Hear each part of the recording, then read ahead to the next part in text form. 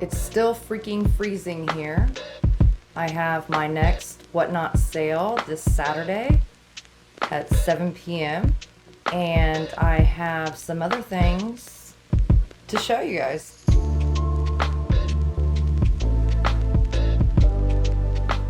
Hey guys, welcome back to my channel. My name is Amanda. I'm a small reseller. I sell on eBay primarily. I sell as well on Niknax, and as of recently, I also sell on Whatnot.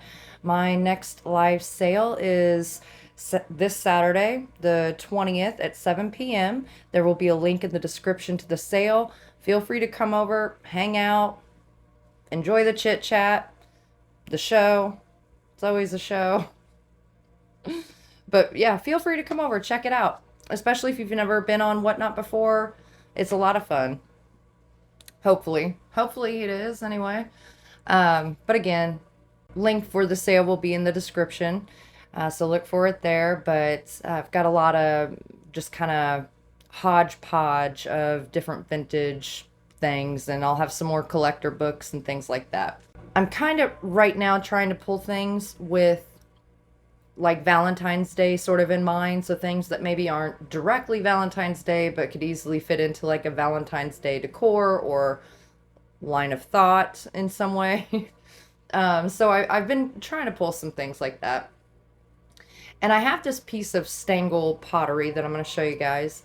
It'd been a little while since I'd looked up the details and stuff on Stangl, so I was looking into it again, and I was looking for sold comps as well on eBay. And as I was looking for comps and, Google lensing it and all this stuff, I kept seeing all these other pieces of pottery come up that were not Stangl, but they were, Hager and other things like that. And they had the exact same glaze. I mean, the exact same glaze. And it just got me kind of thinking a little bit about why that would be. I mean, we know that companies often copy each other and things like that, but really a lot of it came down to the artist and stuff, and how they would move around. They'd be at one company for X amount of time, jump to another one, and you can kind of see in the different companies that they go to, their style follows them. And even if they change it just slightly because they're in a different company and so they don't want to make the exact same pieces they were before for a different place, but you can see that artistic value in it, and whether it's the glazes that they used or the forms that they used or whatever. As I was looking up, this Stangl, and like I said, I hadn't looked up much on Stangl in a while, and so I was wanting to refresh my brain on it, like what years was he in production, that kind of stuff. So I pulled out one of my collector books. All right, guys, so I will take some pictures of this, and I'm going to stick it up here so that you can kind of follow along with it, and feel free to pause the video and take notes or what have you. But this is going to start out sounding wrong, but just hang in there with me for a minute. Fulper Pottery. Fulper, Fulper. Drain tiles were being made in 1805 in Flemington, New Jersey. Samuel Hill, 1793 to 1858, came to Flemington from New Brunswick in 1814 to work as a potter. He made earthenware and drain tiles. One of his workmen, Abraham Fulper, bought the firm in 1858 when Mr. Hill died. At first, Fulper made only drain tile, but soon he made both earthenware and stoneware. Vinegar jugs, pickling jars, bottles, beer mugs, butter churns, bowls, and drinking foundations for poultry were produced. Martin Stangl became the ceramics engineer in 1910, and with the firm now under the direction of William H. Fulper II, son of Abraham, they began making artwork. Stangl left in 1914 to work for Hager of Dundee, Illinois. There are considerable disagreement about these dates. All written records were destroyed, and the information is based on recollections by Stangl and Fulper employees. The Fulper pottery won several awards at the 1915 San Francisco Panama Pacific International Exposition. Their art line was called Vasecraft. The line included Famille Rose, a copy of the famous Chinese pattern, mirror glaze, a high gloss crystalline glaze, and Mission Matte, a brown black glaze with shaded greens.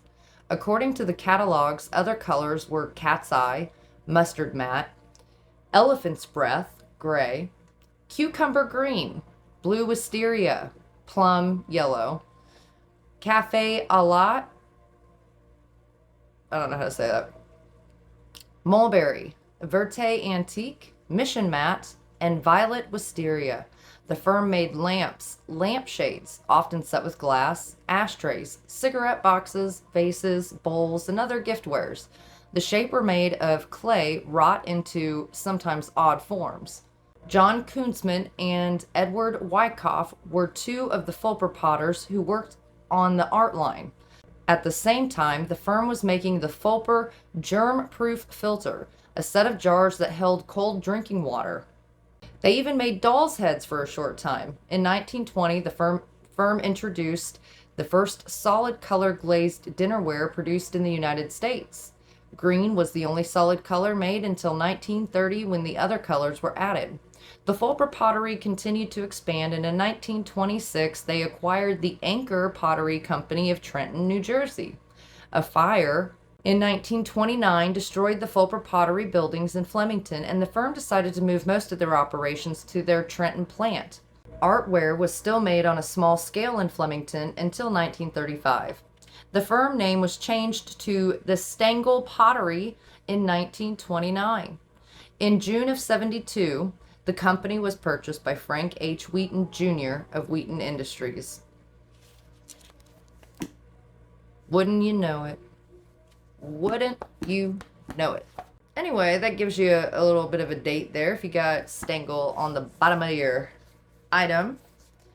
Well, you know it can't be before 1929.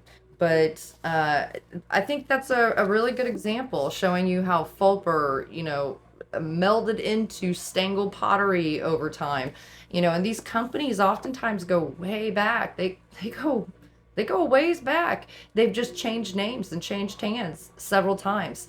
Hence also why records get lost. I mean, yeah, there's always a fire or something involved, but also just because they move, because they get new owners, new people take over, what have you.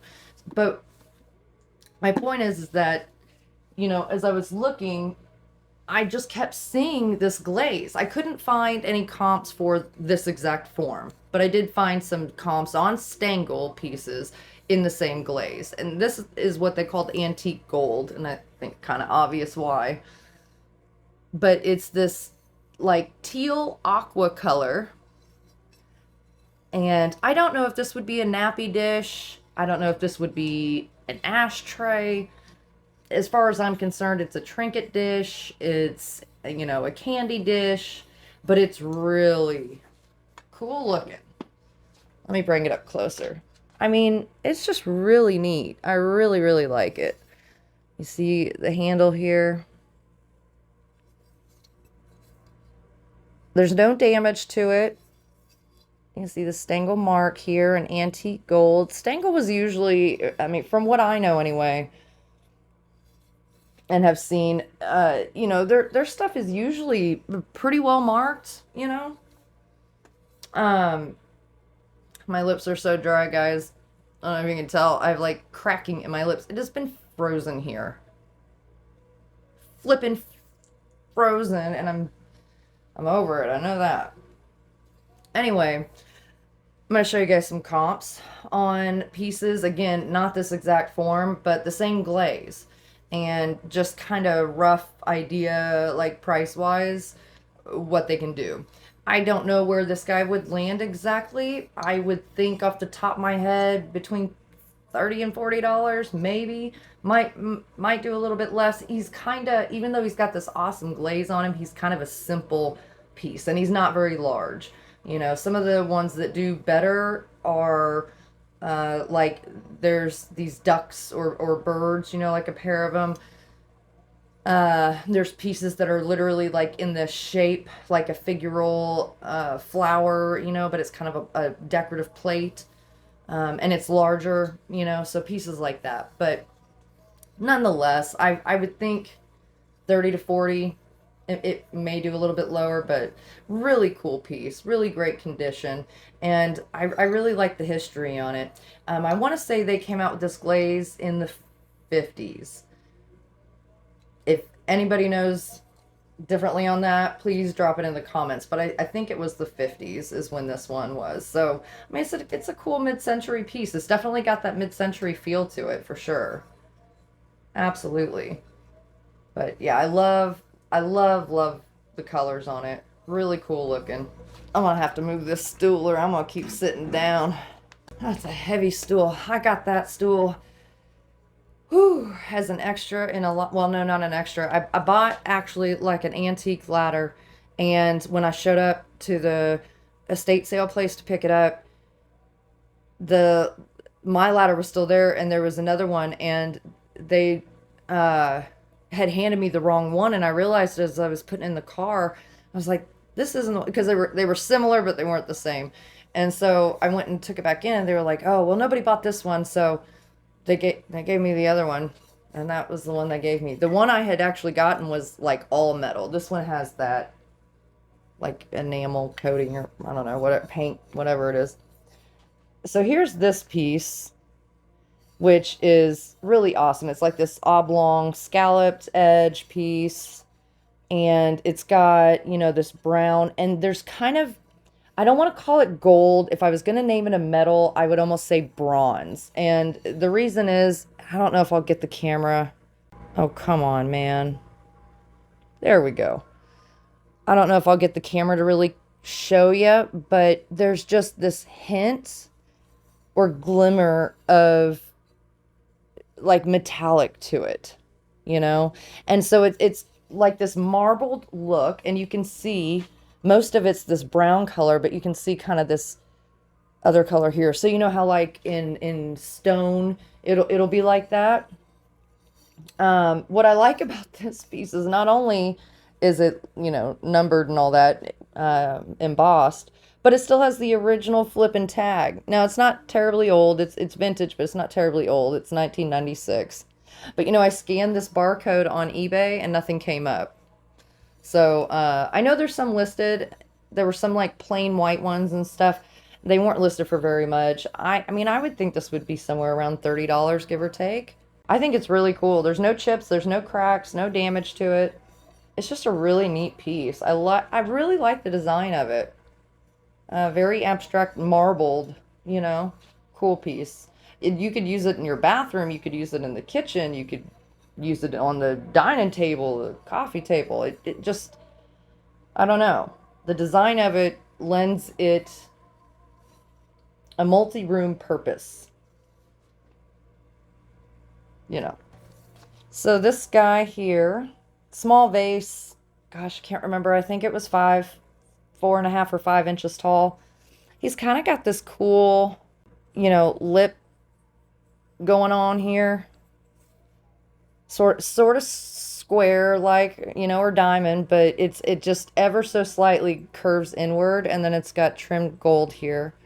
Gold on both handles, completely hand painted, 100% hand painted, really well done. It almost looks like, oh, there's a chip right there, but it's not. It's like when they were painting it, like they nudged it with something. And same thing right here, like they nudged it or something. Because I got out the loop, I looked close at it. You know, I'm not afraid to sell things with damage if it's not terrible, but I'm kind of a stickler. Like if I know about it, I want to make sure it's in detail for the buyer, to the best of my ability, anyway. And we can't catch everything, but so it's BT Co. Japan. I feel like this dated to the 40s or 50s or somewhere. I could be wrong. I could be wrong. Anyway, again, I was thinking Valentine's Day, and I mean, it's just a cute small vase. I'm probably going to include it in my whatnot sale. I mean, why not? It's a good size and weight, you know, for an item for that. So really cute, really well done. I mean, I really like it. It would be, you know, I guess it's urn style, but it's like a bud vase. Cool decorative piece. Try to contain yourselves now. This dude, what? Look at him.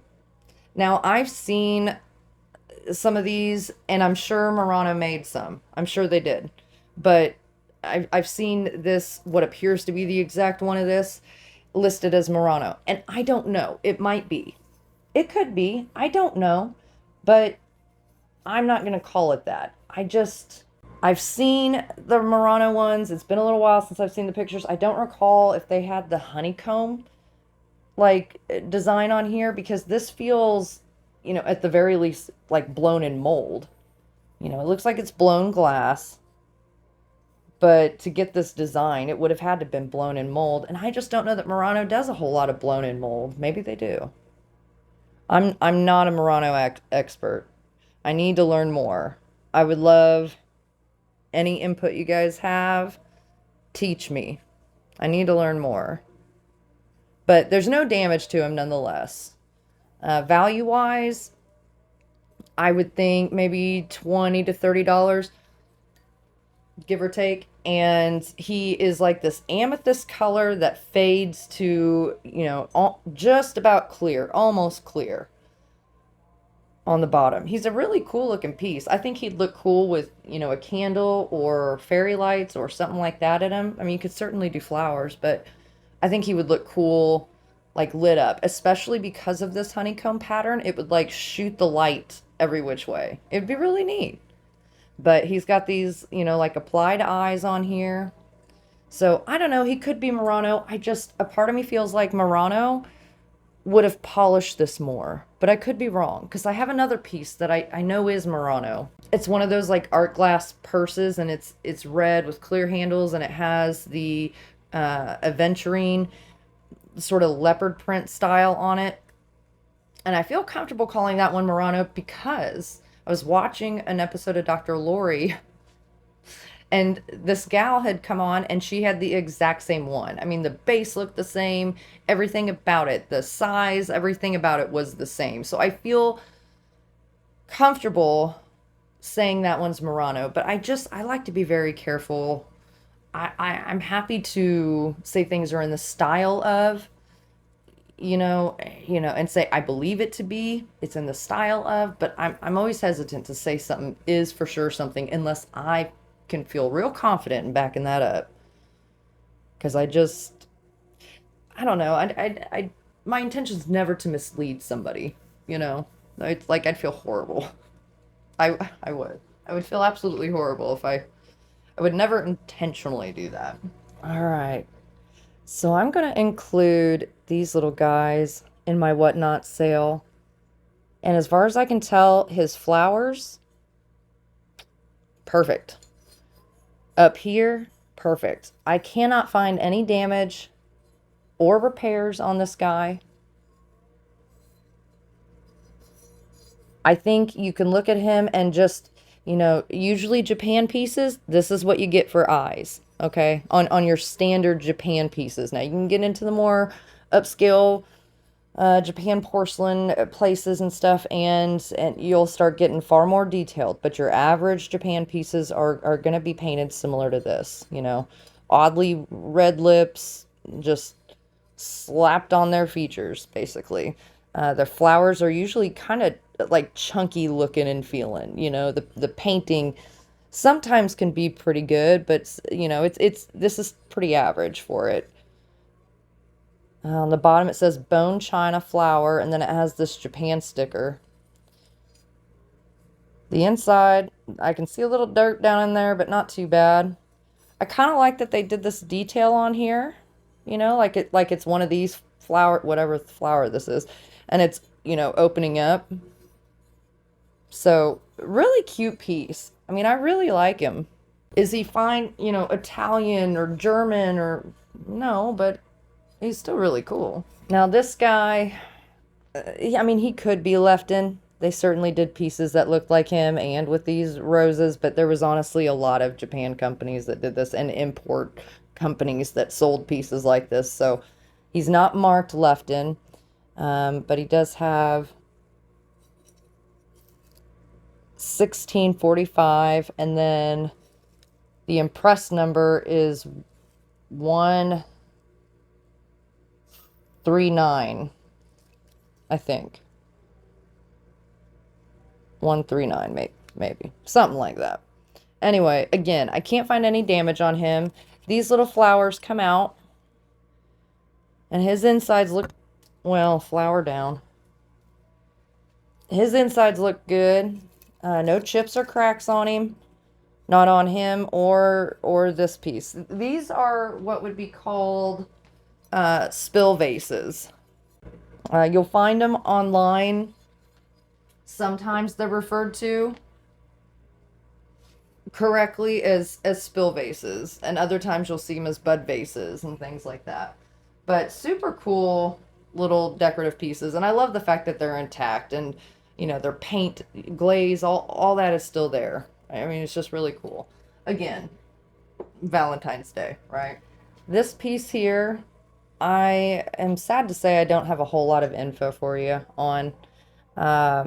This in here, what looks like maybe aventurine, it's hard to tell on the camera, but really it's more like a real light yellow green color in the glass. And I think this is made to be like some kind of an abstract fish vase. So I'm not sure how well you guys can tell. Do you see kind of this line right here? How it comes up like this right here, and you can follow it around like this. Okay, so basically this piece of it, the fan vase piece of it, it comes down into, you know, like a bowl, right? And then what they did was they applied the feet. So they took this top piece and they set it down into the feet part. So it's applied. And then these are crimped. And I think maybe it's just because they're crimped like this. They look like fish fins, right? I don't know. Nonetheless, still really cool. And it sits evenly also. You know? Sits evenly.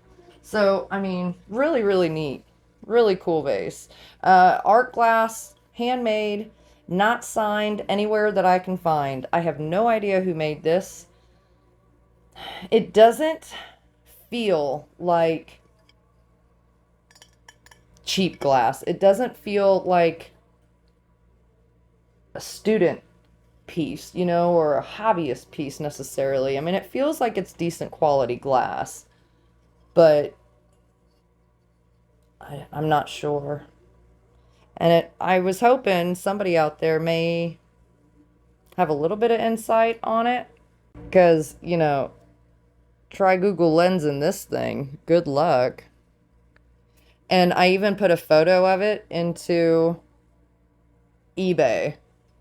And eBay didn't know what the hell to think. eBay was sending me car parts and all kinds of things. I mean, it didn't know what to do. It lost its dang mind. All right, I'm going to show you a few pieces. They're all different pieces, but they have similar design on them. So these are all left-in pieces. This is a decorative plate. You know it's a decorative, obviously, because there's hand painting on the middle of it, so clearly you wouldn't really want to put food on it and eat off of it. But also, there's these holes here for you to, you know, hang it from, I guess.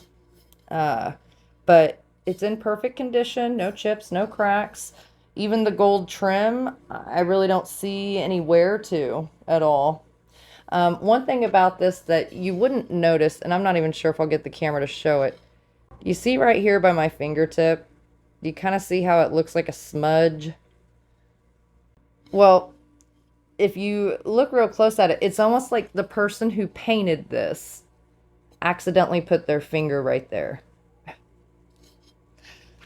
So, you know, like, certainly it's not damage, and you, like I said, you would never notice it unless I'd have pointed it out to you, most likely. But I think that's just kind of neat. I don't know. I like that about it. But Lefton refers to this as fruit design, okay?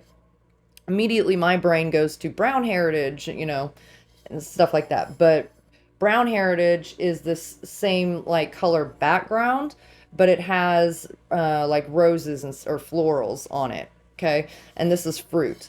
And I'll show you why I'm saying fruit design and not like some other name and stuff in just a second.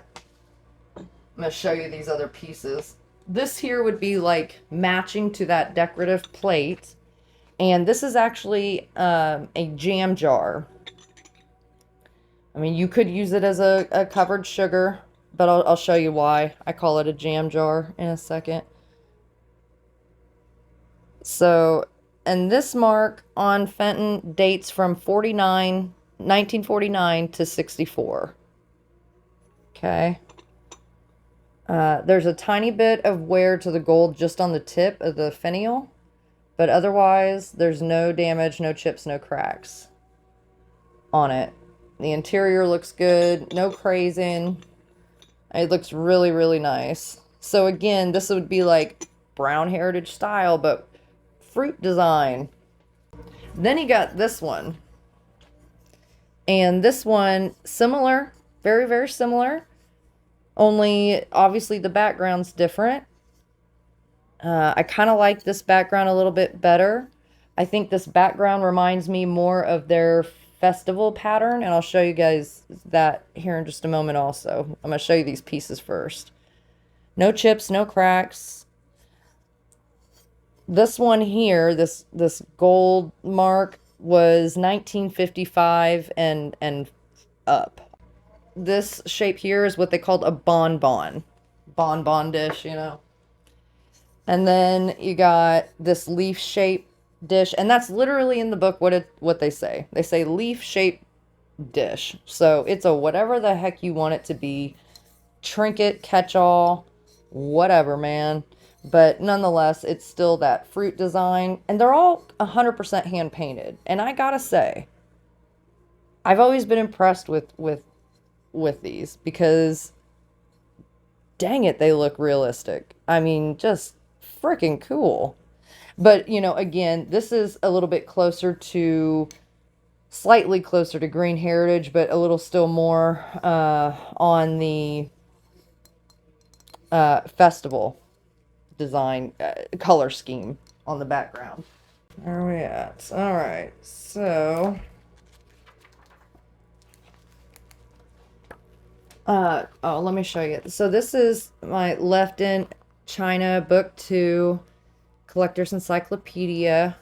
And here's a picture of that bonbon dish. This one here, the background's a little bit darker on it. Nonetheless, same dish, same size. It's a bonbon fruit design.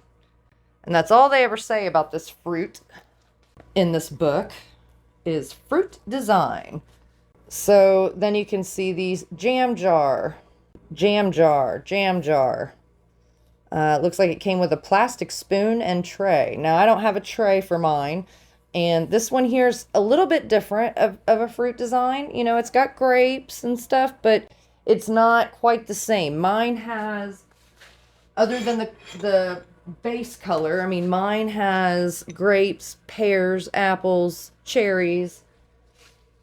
Mine's the whole fruit bowl mix, right? This is kind of plain, just basically grapes, you know. But this design pattern, they had named Festival. So why this one got a name, like an actual name, instead of just fruit design, I don't know. But that's what they're saying. So this one here is not one of the dishes I showed you, but it's that same pattern, like brown background, fruit, and fruit design is what they call it. So it's just a flippin' fruit design. So then here's, you know, a few different ones, but it's all with fruit design. Scallop shaped plate with fruit design on dark background. So these fruit ones have no, you can get away with saying just fruit, I guess the point. But I like them. I like that they're all hand painted. I like that they're well done. I like that they're in superb condition, 100% intact, not even like wear to the paint or the gold trim on them that I can see. So I mean, I'll be getting those listed. I haven't looked up comps for every single piece on them yet. But I mean, I'd imagine like the jam dish would probably do, you know, $30 give or take. I'd imagine the other pieces, I don't know, somewhere between $20 and $30 would be my guess. But again, I haven't looked up comps yet, so we'll see. Nonetheless, I'll get them listed, and I may include some of them in my whatnot sale. I don't know. I don't know yet. These last pieces I'm going to show you are mystery pieces, and I think I'm going to sell these separately. I did buy them together in a pair, but I think I might sell them separately because I don't know. They're not marked. They're like this purple blue lilac sort of color. Okay. It has all these very thin bisque porcelain flowers applied on here. And you see this guy here took a hit. They are, for the most part, shockingly intact, however. The damage on them is minimal. You can see this guy here took a little hit. Minimal. I feel like compared to what it could be, because these are delicate. Okay. This is also this isn't glazed. This is like the clay. So I don't know. But I mean, it's really pretty, really, really cool looking. I can't find any exact ones, to be honest with you. Let me show you the other ones. But I did find something that I think may answer or solve the mystery. Maybe, possibly. This one is same thing, same type of flowers, you know, and you can see this guy took a hit here. His little leaf here.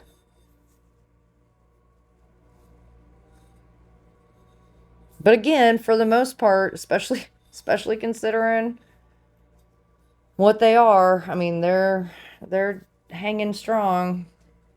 There's otherwise no damage to them, to the vessels itself. The only damage that I find is on these pieces here. So, and again, not marked. Now, back to the Lefton book. I think that this right here looks a lot like those. I do. I don't know. Something about these flowers and this lilac color, and that's what they call this luscious lilac. And the fact that it kind of has this, I don't know, sort of similar, like, throwback to the Greek, the Baroque, the, you know, these kinds of styles, right? As far as shape and everything. So, I think they could be Lefton, although they're not marked. Lefton isn't always marked. Oftentimes when it's not marked, though, there's usually like a mold number or something like that on it. So I don't know. But this is the only thing that I have come across thus far that looks anything like these. So I've had those for a long time, a very long time. And I think they would be beautiful for Valentine's Day. They're going to be a hot mess to ship, man, but I think that they would be really, really beautiful and an awesome gift. And I'm happy to put in the extraordinary, huge amount of time it will take to properly package those up to do the least amount of damage to the florals on there as possible. But nonetheless, I'll do it because they're too cool, too beautiful to not. And I think that'd be a cool gift. So, what those will sell for, I'm not sure. I have no comps for them. I have no nothing for it. I think they're very delicate. I think they're very beautiful.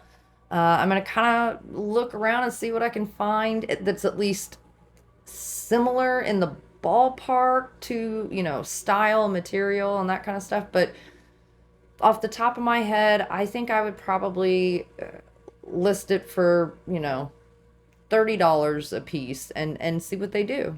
If there's no interest in it, you can always go down and whatnot. Maybe I'm starting way too low at $30. I don't know, but I think that especially because they both have, a little bit of damage to them. I don't feel right slapping some huge number on there regardless. So, I think starting at 30 and I think that's probably it feels about fair. And sometimes that's all I got. What feels about fair? I don't know. All right, guys. Thank you for hanging out and watching my video. Any of you guys that stay and watch it to the end, it means a lot to me. So much to me. It really does. And I really greatly appreciate it. I've been kind of trying to go through like my solds and stuff and taking screenshots of those so that hopefully here soon I can put up like a what sold video for you guys. And especially if I know it was somebody who views my videos, I'll at least say it was a viewer. I'm not sure if I should throw out uh, names or YouTube names or whatever, whatever. So I'll just say, a viewer, and you'll know who you were. So, but it really, from the bottom of my heart, I thank you. I've had a few people recently asking me how things are going on like Niknax and whatnot and everything. And, Niknax is going great. There's some minor this and that that I wish that they would change, and it's little things like you can only upload 5 pictures at one time. Not a huge deal. Makes it slightly more time consuming, but it's not a huge deal. I can live with it. I hope that their Android app version comes out soon. I think I've heard Jocelyn say somewhere like in spring-ish, maybe, but I don't know. When it gets here, it gets here, and I'm sure it'll be fabulous and well worth the wait. But I have been finding out recently that for whatever reason, most apps do an iPhone version. If they don't do both options immediately, they tend to do the iPhone version first. And I don't have that. My husband has an iPhone, so, same thing like on Whatnot. It's definitely far more functional phone wise if you have an iPhone. You can use an Android for sure, but there's certain features, like even like rating somebody. You guys have ever watched like one of Jocelyn's live sales or mine. Um, you can raid people. I don't remember if I rated anybody on mine, but you can raid people, which basically whoever's still in your show when you're done, you pick somebody who's currently live that sells in your category, and you can send your whole audience, over to their show. It's just a really good way of boosting other sellers in there, but also, kind of like randomly exposing people to new sellers that maybe they would have never clicked on had they not been sent to a raid and stuff. It's just, I don't know, I think it has a lot of pros on both ends of the spectrum there for the seller and for the buyers. I think it's a really awesome freaking idea. I think that was a brilliant move on Whatnot's part. So, but features like that on Android, you can't do. I'm hoping that at some point they get the Android app version like up to par with the iPhone one, but I'm not IT. I don't know all these things, and I don't know why and all these. I don't know. I don't know. So, but that would be nice. I have been having some technical difficulties at Whatnot as far as getting photos to upload. My first sale, it worked without a problem, but ever since then, I've only been able to upload one photo at a time, either on my phone or desktop. And if I do more than that, it freezes. And so support has been working on that. I will say that they've been great at, kind of keeping back and forth with me on where that issue's at, and I know that they're working on it. So, you know, learning shipping on Whatnot is a little bit, what's very different. It's extremely different than eBay or Niknax, and that part I'm like feeling it out, trying to figure it out and everything. And but I think it overall is going pretty good. I really enjoy Whatnot. I always used to think that if I did, you know, like a YouTube channel, you know, hopefully I would be able to at some point do live sales. You know, a lot of people were doing live sales just on YouTube, not through another platform, just live sales on YouTube. And I feel like a lot of people have moved away from that because because of internet lag and everything, it was just very difficult. And that aspect of it made me very hesitant. And you know, I like, as far as like the payment processing portion of it, I like that is sort of in the same way with eBay. I like that it's handled, it's a one central place, you know, and I don't have to mess with that end of it per se, you know. So I'm really glad that there's an app or a platform out there like Whatnot. I think that they have a leg up in a lot of ways on other selling platforms. I really do. I hear nothing but good things about Whatnot. I'm sure if you dig deep enough, I'm sure you can find some horror stories. I've had my own, like I said, technical difficulties and stuff. I'm not going to sit here and like BS you guys and tell you that, oh, everything's just perfect and whatnot. No, there's some kinks to work out. You know, you can definitely tell that Whatnot is, I don't want to say a new company, but they're newer in comparison to something like eBay. But I'm going to tell you right now, eBay's been around for over 20 years and they still have hiccups and glitches and all these things. So you're never going to go anywhere and it just be top notch all the way through. But I'll be honest with you guys and tell you what things I'm struggling with or am having issues with and stuff. And I think it's good to do, not because I'm ragging on them or anything.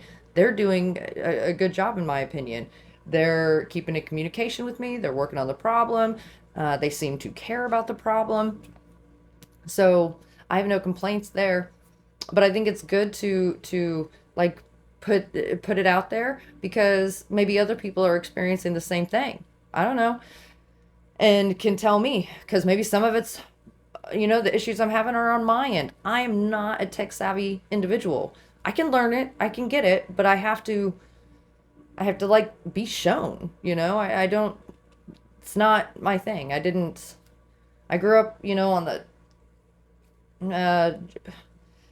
I was coming up just as all this stuff sort of hit the scene in a large way. So you know, I know there's a lot of folks out there my age that are very well versed and very good at it, and they can type on their phones like this. And I'm not that person. I can't do that.